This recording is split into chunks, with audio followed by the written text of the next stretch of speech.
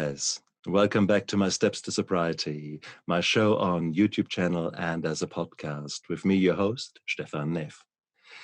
Today is another day for a fantastic interview. I'm so looking forward to have Miranda Jo Davis on board here today.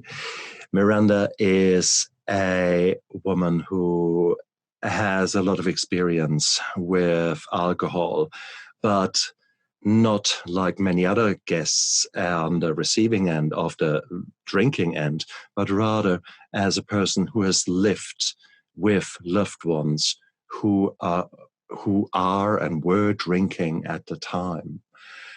And it is that group of people that is often neglected, that is often not talked about.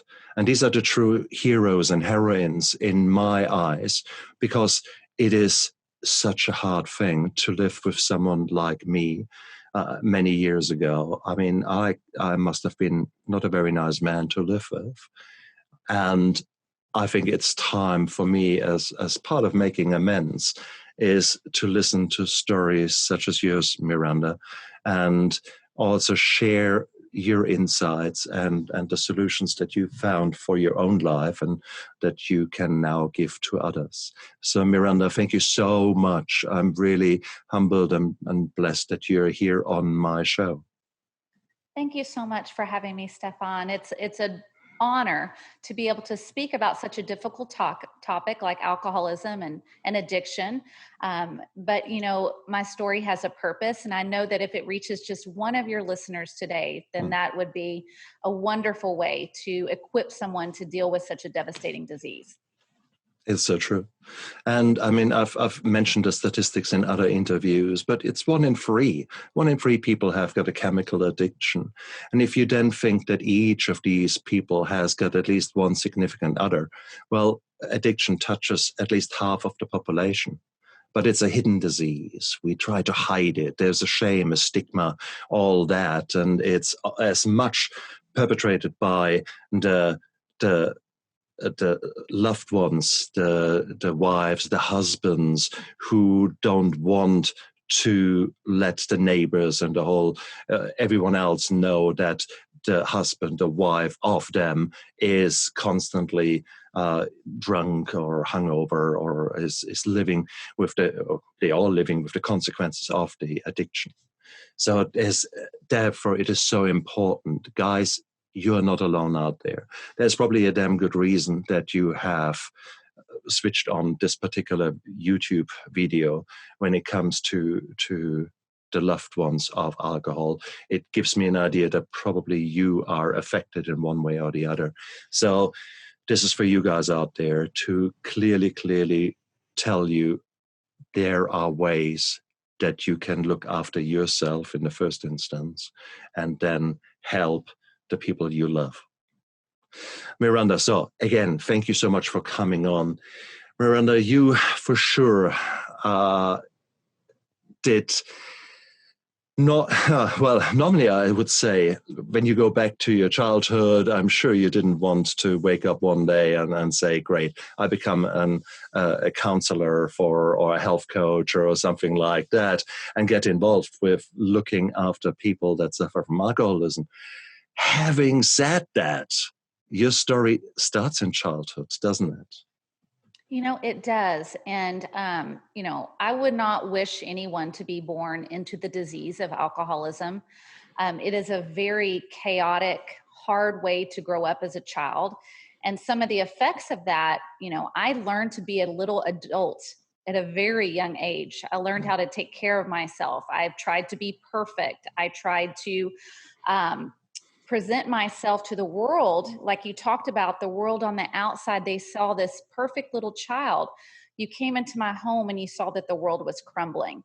And so I learned to do very well. We call it the chameleon, but I could change and adapt to any situation and circumstance so that I could be whoever I wanted you to think I was. But on the inside, I was crumbling. And, you know, as a child, I would say you don't really see a lot of those things how they're going to affect you as you grow up. But I had a lot of anger. I didn't know I had anger, but I bottled it up and kept it inside. And I took that out on my siblings at times. There's a lot of things that I've had to learn in recovery that I had to make amends for the way that I acted, even though someone else was drinking, someone else was using the drugs in the home. It's a family disease that profoundly affects the whole family. And so, if there's someone in your house that has that spiritual sickness, it's going to taint the other members of the family where they become spiritually sick too. And so you get these defects of character that you learn to cope with life. You learn to try to deal with life. You're just doing the best you can. I've learned that in recovery. I was just doing the best I could, but it was a very hard way to live.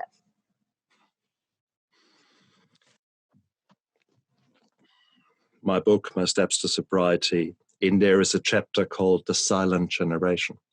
Now, the silent generation normally refers to the people who were born after the Second World War and who or around about that time, and kept their mouth shut about their experiences. That is actually not true in this setting here. For the silent generation that I talk about are the children of alcoholic families, because they know that they have to be silent, because the moment they speak up, they probably get a torrent of abuse thrown at them if they speak at the wrong time. These are the silent kids because they have learned that they don't need to ask parents for anything. Can we go to the park on Sunday? Oh, yeah. Chances are, no, you will not go to the park on Sunday because your parents are already pissed or hungover or whatever. So it is that kind of flow-on effect that, unfortunately, these children, me included, you included, are suffering from, and it should not be under-recognized at all. It is a lot. I mean, how were you with trusting other people? So as a child, trusting authority, I had my own sense of rebelliousness. I was not the one that was causing all the problems I felt like in the house, but yes, I was rebellious towards authority. I grew up in an agnostic home. And so we learned, or my family's belief were, if you tried hard enough, if you were smart enough, if you, whatever efforts you could put towards anything, that you could make that happen. And I that worked for a long time.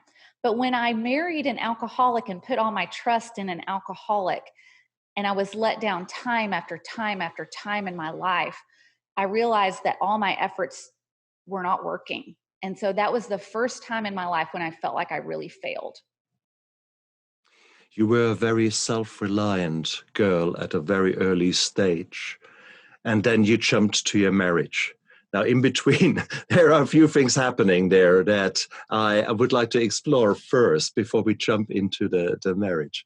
And you were saying rebellious. There is, first of all, you had that history in the family. You had probably a genetic predisposition to drink yourself. Did you ever get tempted by alcohol yourself? Absolutely. So my rebelliousness did manifest. I drank with the best of them. I could not drink people under the table, but I certainly tried to.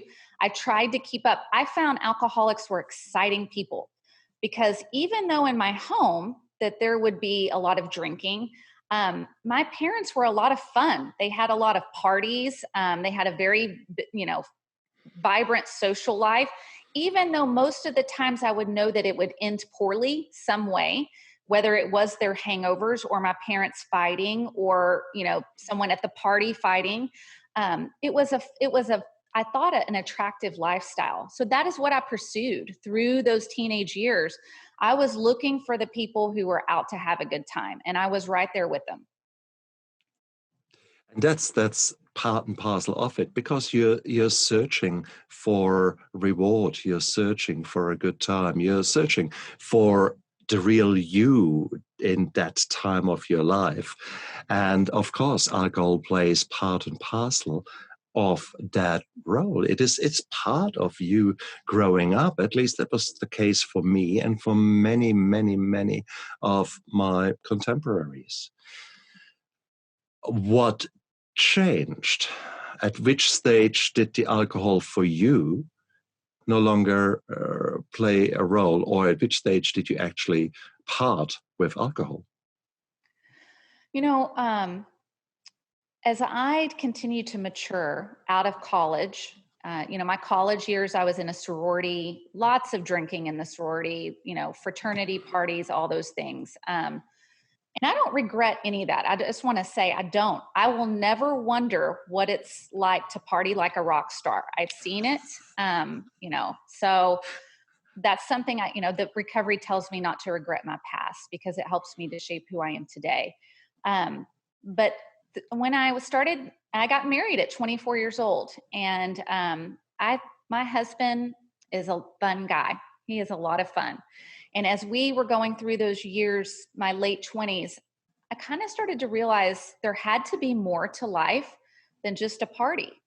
And I started to feel this emptiness inside, and I was searching and looking and seeking. And part of my story is I found yoga, and yoga was this very big spiritual component of my life that gave me a lot of fulfillment that I think that partying used to be a part of.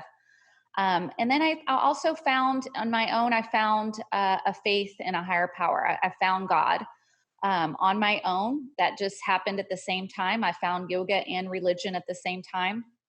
And so I started to feel really good with those two things.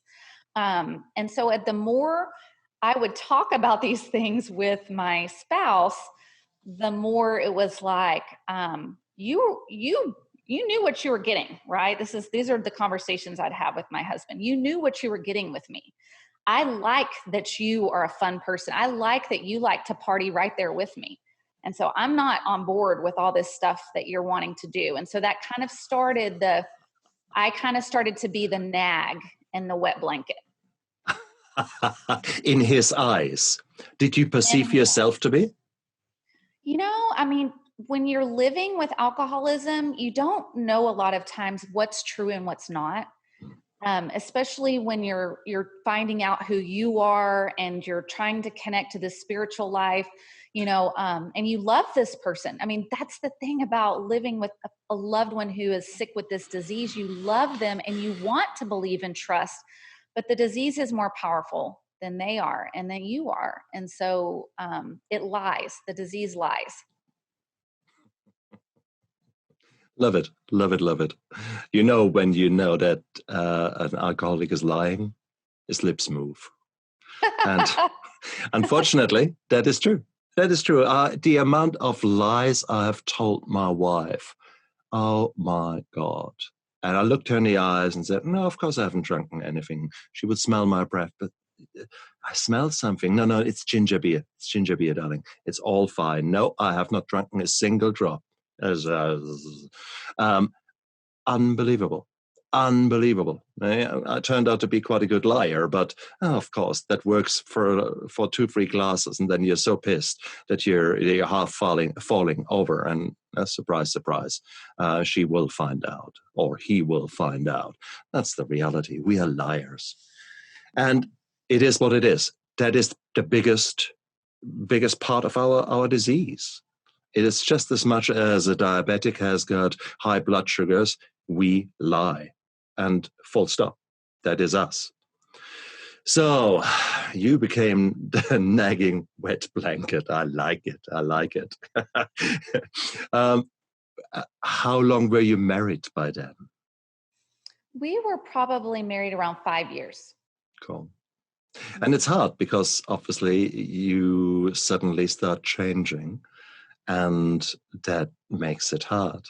Because the other thing that we alcoholics do is we surround ourselves with other alcoholics, because then at least you are not the worst. You know that probably you're drinking too much, but hey, look at Joe over there. He is, look at him, yeah. That's how we play it. And then suddenly if Joe was now to become sober, then we would basically get rid of Joe. But if you're married to Miranda, who now gets sober, no longer so easy. Mm-hmm. So did the rows increase in numbers and ferocity? Could you repeat that? Sorry, I used the word row. Did the fights increase in number and ferocity? Absolutely. I didn't, I would, it's so funny. Yes, we fought very intensely. Sometimes I recognize now in recovery, the fights would be because I would just be angry. I would be at home and I would be angry and I would be waiting and I would have these scenarios in my mind, that he's killed someone in a car accident. He's killed himself in a car accident. He's not coming home tonight. He's wrecked his car. All these things that AlAnons are people, loved ones of alcoholics. I say AlAnon because that is the 12-step program I am in, which is it's a worldwide fellowship and program. But I became very good at being dramatic. So I would, while he was, as he would come home, I would just wait and I would pounce on him. And partly it would be that way, or he would create fights with me so that he would have an excuse to go drink. So it happened both ways. Good one. I did that. Yep, I remember that. What an asshole. What an asshole I was. But it is logical when you actually want to drink and your wife is nagging. What better way to do it than actually have her really angry? Then you have got to write on, darling, see, because you treated me like that, you bitch, I go out now and get pissed. Ha, I show you. It's such a bizarre world in which we alcoholics are living, but that makes sense to you then.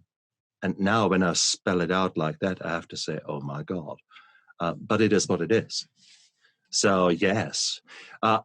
But you had not had the chance yet to explore yourself and really get the insight into the nitty-gritty of what's actually going on. So how long was that phase between you stopping to drink yourself and doing the yoga, finding God, and then becoming more assertive, I guess, about your path, because you thought that your path is more valuable and you would love your partner to come along on that path, and then him actually following through? How long was that period? It's a very long time. And I want to be clear, Stefan, that I am not sober, but I rarely drink. I just don't enjoy it. So I will have champagne on a special occasion or something like that. So I do want to clarify that with your listeners. I started being turned off by that lifestyle in my late 20s and started pursuing these other spiritual paths. And during that time, there's an instrumental person that was brought into my life. And I met her through I was in a small group study and she had 20 years sobriety. Now at the time of at my age, someone who had been sober for 20 years, I just thought that was the longest amount of time you could ever, I just couldn't even imagine. But she recommended and saw because I had confided in her, she saw some things. She's like, it seems like there's a problem in your home with drinking. And maybe he's an alcoholic. And that had never crossed my mind. So it started around my 30th birthday. I'm now turned 46 this year. I worked a program of recovery for myself for 8 years before my husband chose to get sober himself. So many, many years of still dealing with drinking to different degrees. He tried a lot of things. He did a lot of different ways that are part of his story. And I'm not here to tell his story, but he did not get completely sober until this December will be his 9th year. Wow. Well, first of all, congratulations to him. Wow. It takes balls to do that. So, exactly. So well done.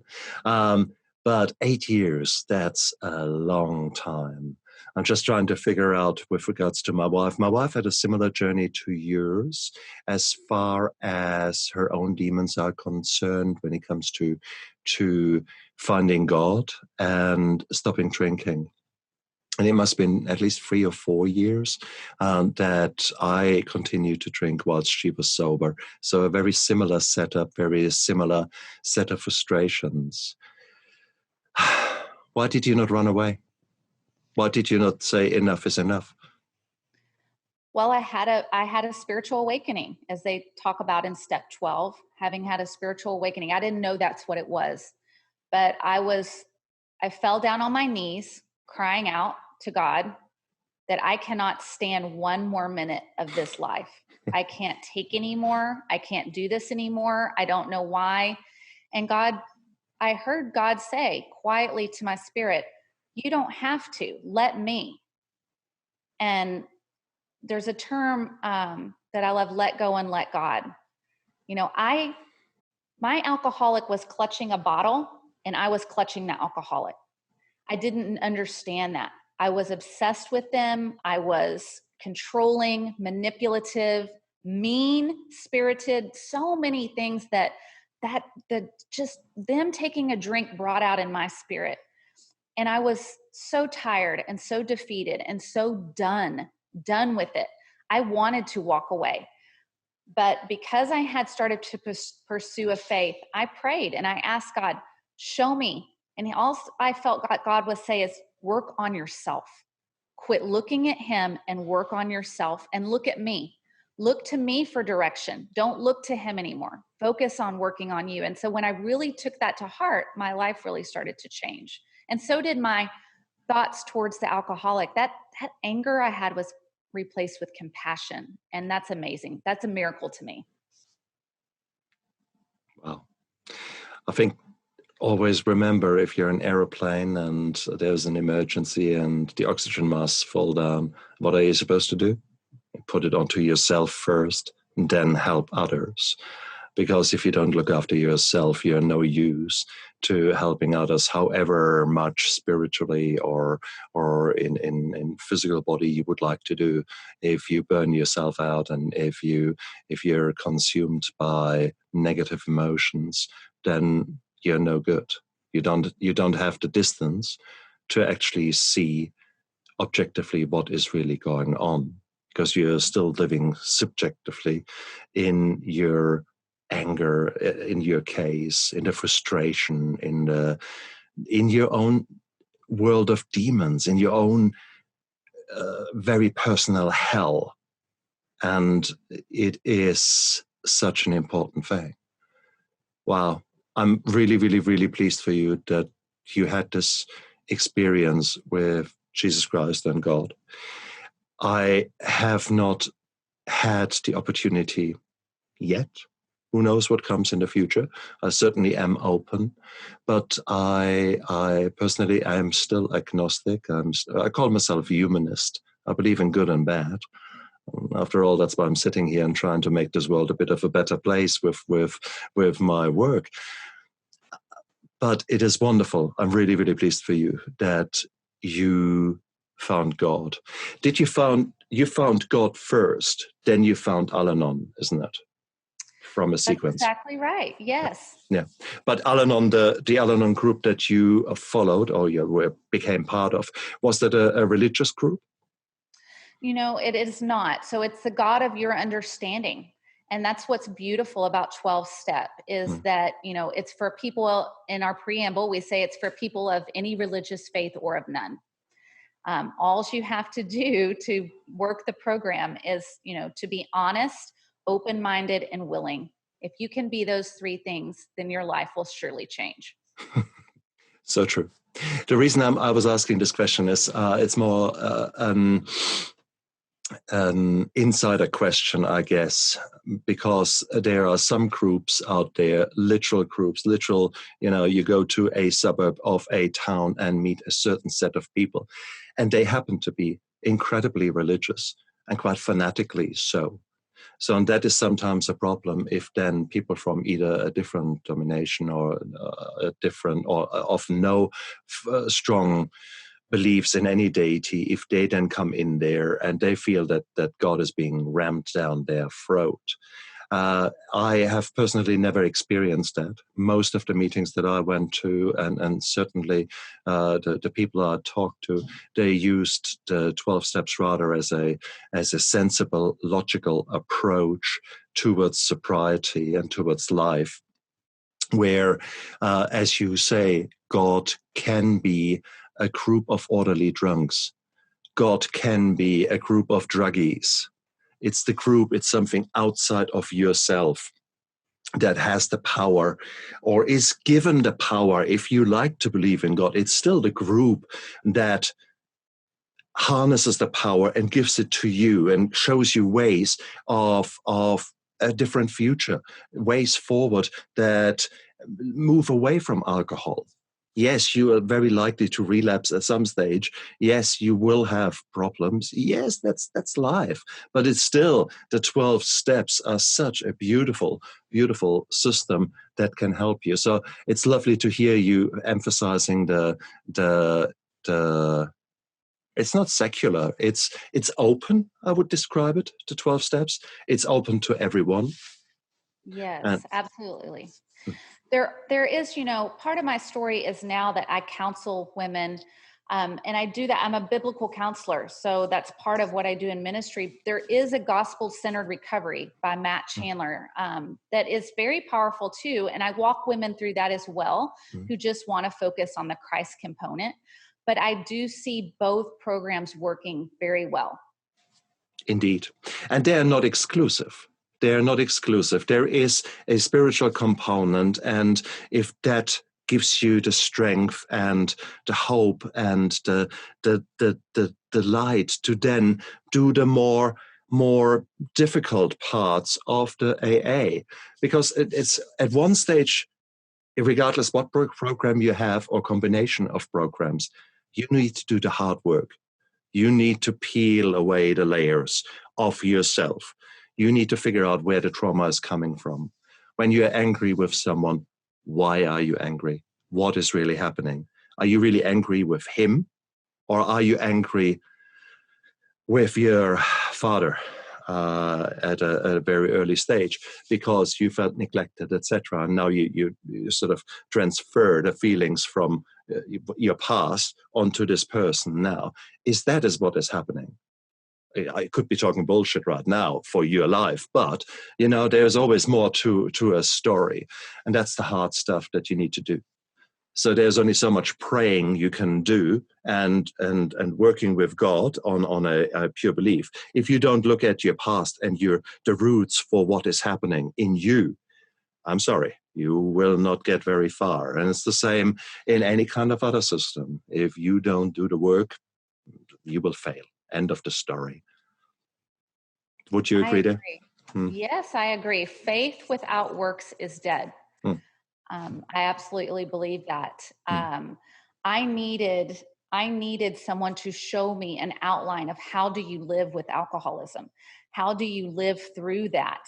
As much as I wanted the focus to be about him, once you start working a program of recovery in AlAnon, the focus shifts to yourself. We keep the focus on us and not the alcoholic. And so that is a very different perspective when you've lived in it in your home most of your life. You've had alcoholics around you because others' focus was familiar and comfortable. Taking that and shifting it to myself, I'm having to look at what was my part. There's something I love, Stefan, called the 3 C's. You can't control it. You can't cure it. You didn't cause it. But you can, there's a 4th C that's hidden. You can contribute to the disease of alcoholism. I contributed to someone's disease by making their life at home miserable. I can make amends for my part. I was a nag. I was not a pleasant person to live with. And so I had to look at my part in someone else's drinking. That's a hard thing to do. Ooh. Yes, you're right. Oh, very nice. Very, very nice.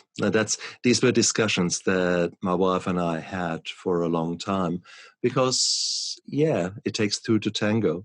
And We had so many rows, and some of the rows, they had a damn good reason. And I guess some of my points were not just me being an alcoholic, but actually me trying to stand up for myself and trying to say that my needs were not being met.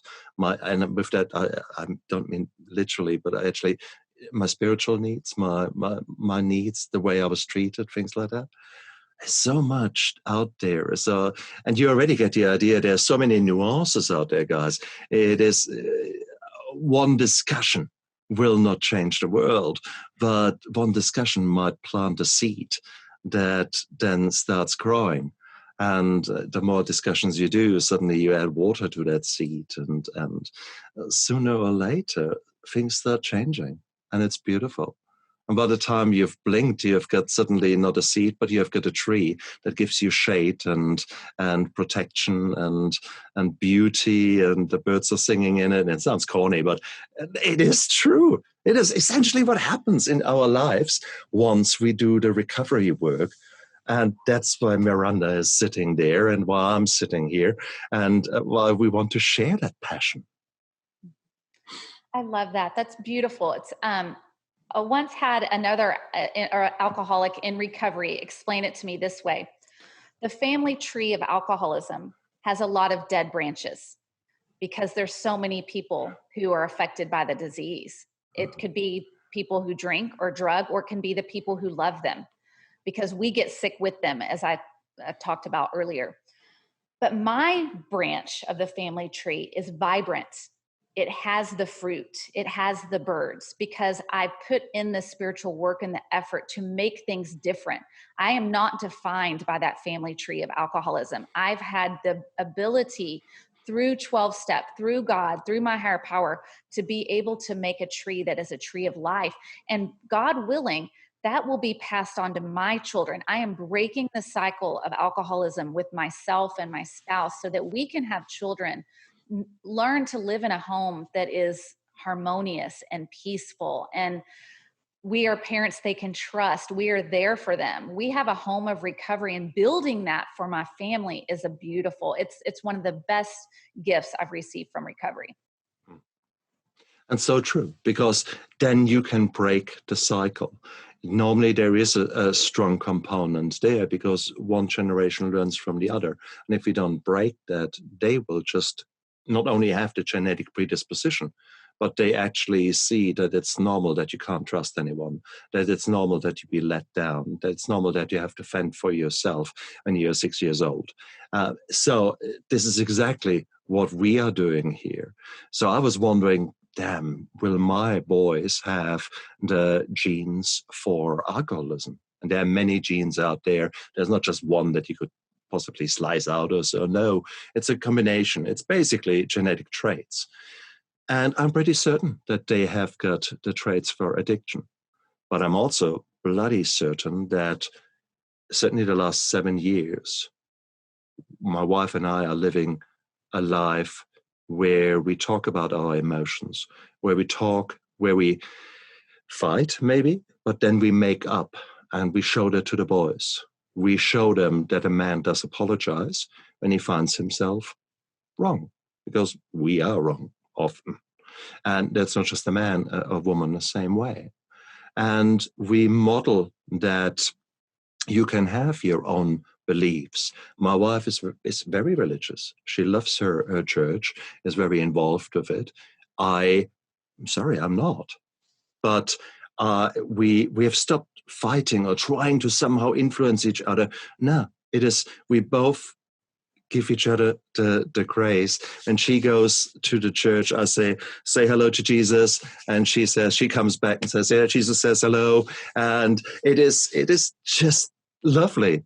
So you can live with different opinions and different worldviews, and we are modeling that you can live together and still love each other. And that lesson is hopefully strong enough to beat the genetic traits of, let me just, poor me, another one, kind of a thing.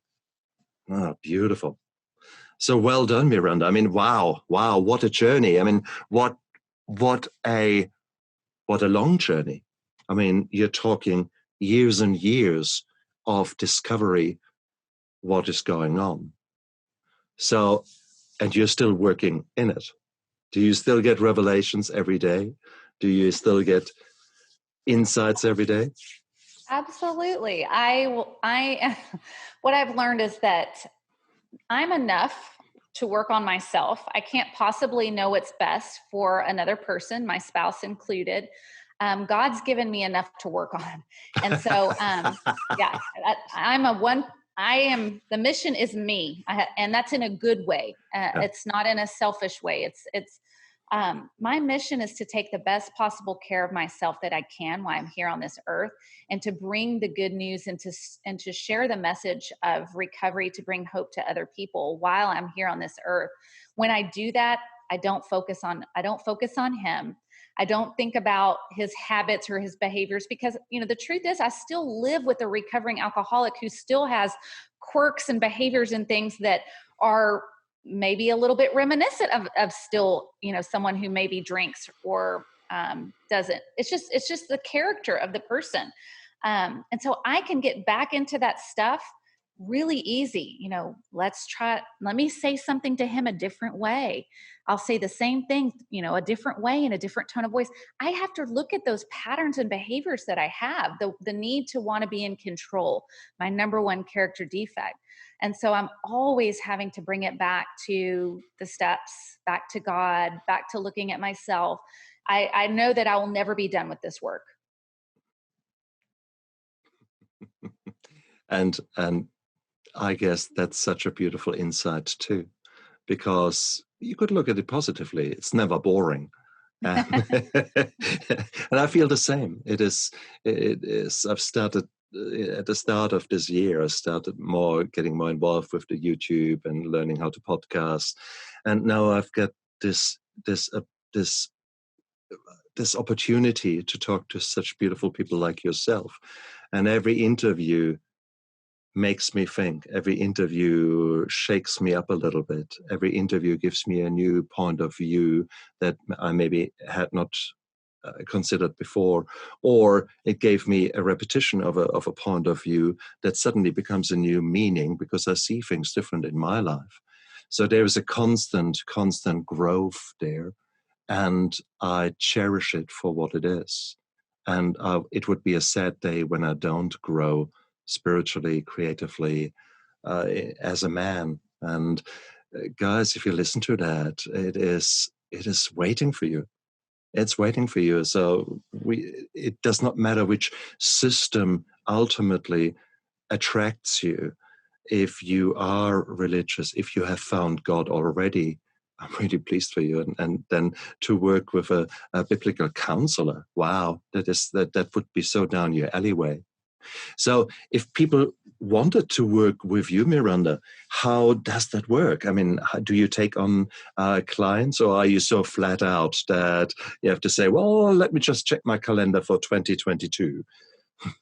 That's great. No, I believe that service work is very important to my own recovery. And so, I always want to make sure it's a good fit for whoever that I work with, but they can reach me at mirandajodavis.com and look under my coaching and mentoring section and contact me that way. And I would love to have a conversation with you about whatever's going on in your life. I want to say, there's several lifelines out there. I mean, I'm just one of thousands or millions of lifelines for people who need help. I would say, when you were speaking, Stefan, fear can be a big block for people. It can be a very scary thought to enter the rooms of recovery, or to recognize that you have to change, that you want the other person to change, but you have to change. You have to be willing to change. Fear can stand for, future events appearing real, but it can also stand for face everything and recover. And so it's a really important way to overcome that fear and step forward and make the necessary steps, however slow or small they are. Move forward and find that lifeline, whether it's myself or there's literally someone out there for everyone. step out of faith and step out of fear and step into faith and find that person for you. Oh, that's beautiful. So beautiful. But fear is a huge thing, and fear of the unknown. But then again, it might be worthwhile for you to just sit down and write down what is actually happening right now. So it is one thing to just live in the day in, day out and go through the fights. It's another thing to press the pause button, the stop button, and actually journal, or actually write things down for yourself and spell things out. The sheer process of putting it into writing, putting it into words, and then reading it to yourself aloud, suddenly you hear something and you think, that is really my life. So it might help you to come to that point where you realize, actually, enough is enough. We can do better. Darling, I love you. But as a previous guest said it, darling, I love you and I will live a good life that's either with you or without you. And I would love it to be with you. So, and that is essentially the attitude that you need to develop. You come first, and you need to look after yourself with all the love that you deserve, with all the care that you deserve as the husband of an alcoholic wife, as the partner. It doesn't matter which sex, and if you have a same-sex marriage or a partnership, it doesn't matter whatsoever. It is the same holds true, just that you love this person. You need to look after yourself. Otherwise, your love is meaningless because it's as broken as the other person is. Miranda, I'm so pleased that you came today onto my show. It is so lovely for you to share your insights and more importantly, your focus on solutions, your focus on going out there. So you yourself do the biblical coaching, the biblical recovery work.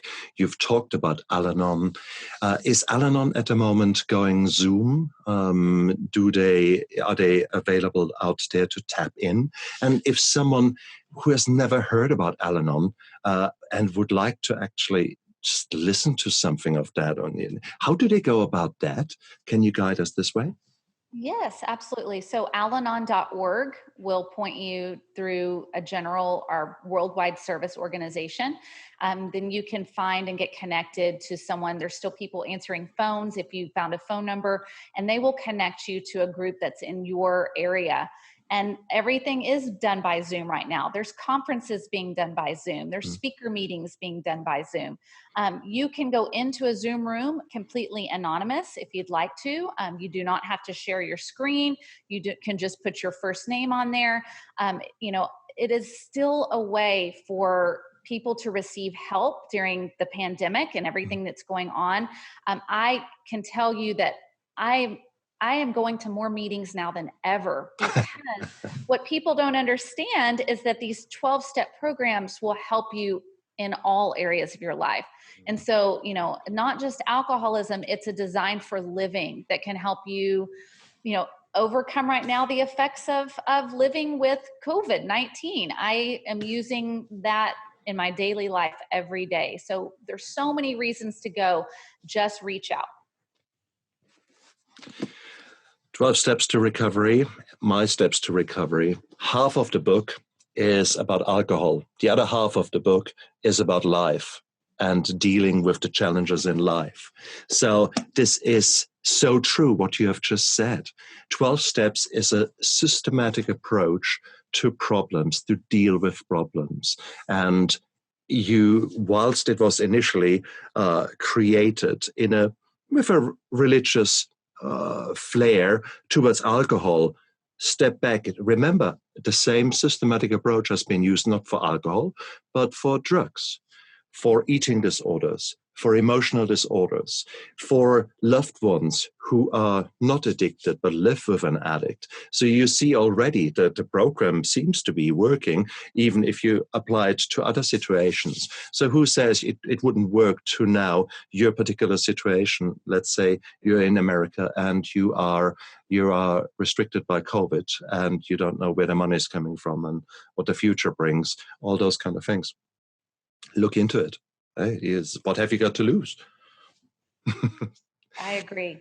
Oh, Miranda, thank you so much for sharing so much light into your journey, for showing us that there's help out there, for living in as an example to show how you got it right, got it better, and how you're still working of getting it even more betterer, something. and that's, you always want to make yesterday jealous of today. So that's how I like to live my life. Try to do as much as you can and live this wonderful life. And guess what? If your spouse is addicted and he sees you living with all this joy and with all this fervor and the thirst for life, suddenly she or he might actually think, and actually just by you living by example, by you looking after yourself, you set such a powerful model, such a powerful example. Oh, well done, you guys. Go out there, live your life. Miranda, thank you so much for coming onto my show. I loved our chat today. You guys out there, look after yourself. Have a fantastic time. Bye. Bye. Dream on, dream